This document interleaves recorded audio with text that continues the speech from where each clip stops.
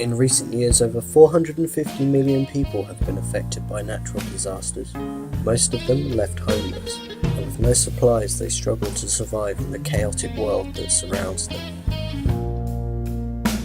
Shelterbox are a people's charity that provide emergency shelter and vital supplies to people in humanitarian crisis all across the world. Since Shelterbox was founded in the year 2000, they have helped people in over 250 disasters and humanitarian crises in over 90 different countries and have provided emergency aid for well over 1 million people. We were asked by Shelterbox to design a low-cost device that would generate, store and deliver electrical energy as part of the charity's aid relief boxes. We had to be considerate in regards to the circumstances of these people's lives, thinking of their fundamental needs such as lighting, radios, or other forms of basic electrical devices. I was really inspired by the Liter of Light project, founded by a local craftsman who came up with the innovative idea of turning a 1 litre bottle of water into a small skylight which provides the same amount of light as a 55-watt bulb. Using the most basic materials, this man's idea has provided a new quality of life to the people who need it most.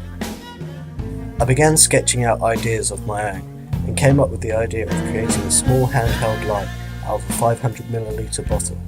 Big brand drinks tend to have the same universal standard of screw-top lids.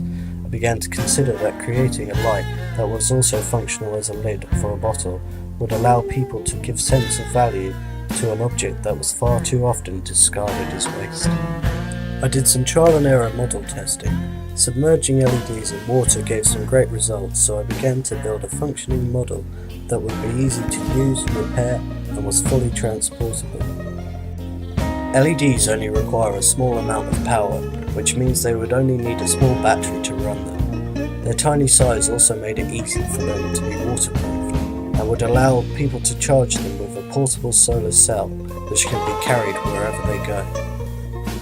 I designed the light so that the bulbs could be removed and replaced when they die, and the solar cell, though only conceptual for the moment, would be detachable and fully flexible so that it could be fashioned into a shade for the lamp, giving it the style and feel of a household object.